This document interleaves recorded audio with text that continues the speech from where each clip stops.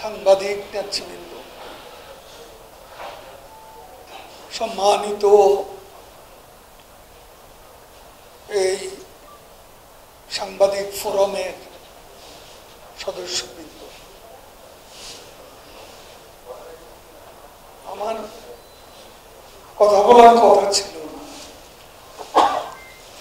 কথা ছিল এসে দেখা করে চলে যাব।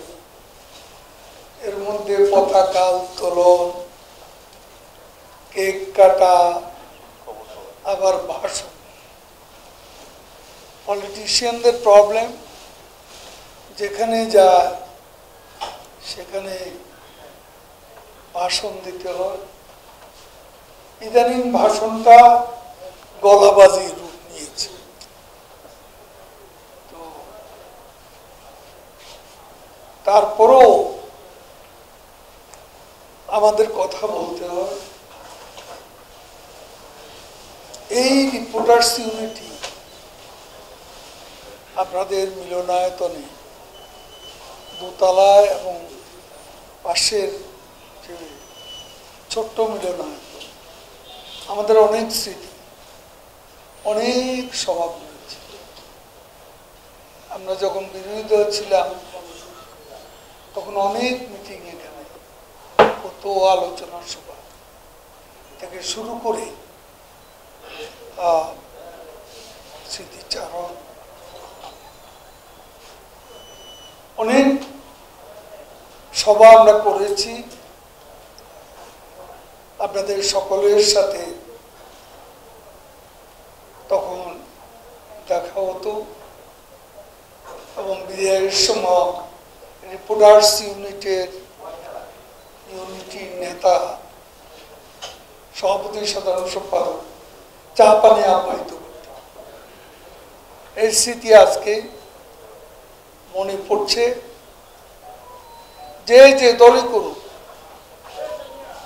এ ব্যাপারে সবাই খুব আন্তরিক। আজকেও আমরা এখানে যারা আছি, জাতীয় পার্টি, আওয়ামী লীগ, রিপোর্টার্স ইউনিটিতে নিশ্চয়ই বিএনপিকেও আমন্ত্রণ জানানো হয়েছে। তো এটা ভালো। আমি প্রথমেই শিশু হত্যা, নারী হত্যা, গণহত্যা কাভার করতে গিয়ে গাজায় যে 108 জন সাংবাদিক নিহত হয়েছে, তাদের স্মৃতির প্রতি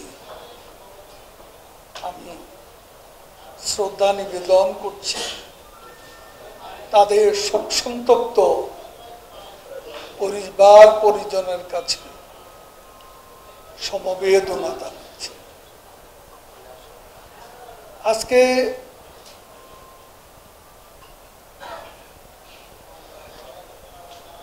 আমি সবসময় একটা কথা বলি, আমরা সমালোচনার বিরুদ্ধে নয়, সমালোচনাই শুদ্ধ করতে পারে। সমালোচনা আমরাও চাই, that should be constructive criticism, সেটা গঠনমূলক সমালোচনা হওয়া প্রয়োজন। তবে আপনাদেরকে আমি এত উপদেশ দিয়ে কোনো লাভ নেই, কারণ আপনারা হচ্ছেন রিপোর্টার্স। কোনো সংবাদপত্র বা মিডিয়া পলিসি ডিসিশন নেওয়ার ক্ষমতা আপনাদের, সেই স্বাধীনতা আছে মালিকদের। মালিকরা যেটা চাইবেন আপনাকে সেভাবেই করতে হবে, সেভাবেই রিপোর্ট করতে হবে। আপনাদের স্বাধীনতা আছে, স্বাধীনতা আপনারা চান রাষ্ট্রের কাছে, সরকারের কাছে, কিন্তু নিজেরা যেখানে কাজ করেন সেখানে কি আপনি যা চাইছেন তা লিখতে পারেন? আপনি যা দেখেন তাকে লিখতে পারেন? সেটাই আমার বক্তব্য। একটা কথা শুধু বলবো, সাংবাদিকতার নামে, সাংবাদিকের নামে লেখা নেই, পড়া নেই, সাংবাদিকতা বুঝে না, তার কাছেও নেই, এমন অনেকে। এগুলোকে মফস্বলে গিয়ে দেখি সরকারি অফিসে বসে থাকে সারা। ঢাকায়ও এই অবস্থা আছে, কিছু কিছু অফিস আমারও আছে, সেখানেও এই উপদ্রবটা আছে। এরা সত্যিকারের জার্নালিস্ট না। এই ভুয়া সাংবাদিকদের ব্যাপারে আপনাদেরও একটু সতর্ক থাকতে হবে।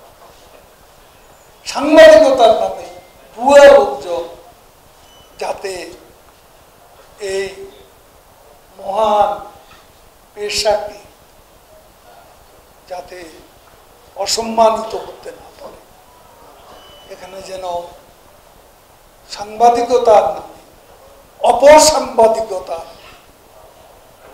বিকাশ ঘটাতে না পারে, সে ব্যাপারে আপনারা সতর্ক থাকলে আমরা খুশি হব। যাক, আমাদের মাননীয় প্রধানমন্ত্রী আপনাদের এখানে অনুদান দিয়েছেন, আপনারা নিজেরাই স্বীকার করেছেন। তিনি সৃজনশীল গঠনমূলক সাংবাদিক সবসময় উৎসাহিত করতে প্রস্তুত। আমরাও তার সঙ্গে একই পলিসি অনুসারী।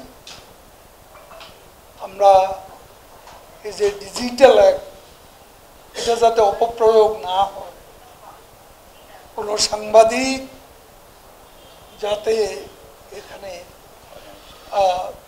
ফাইন্যান্সিয়ালি হ্যারাস না, সে ব্যাপারে আমরা সতর্ক আছি।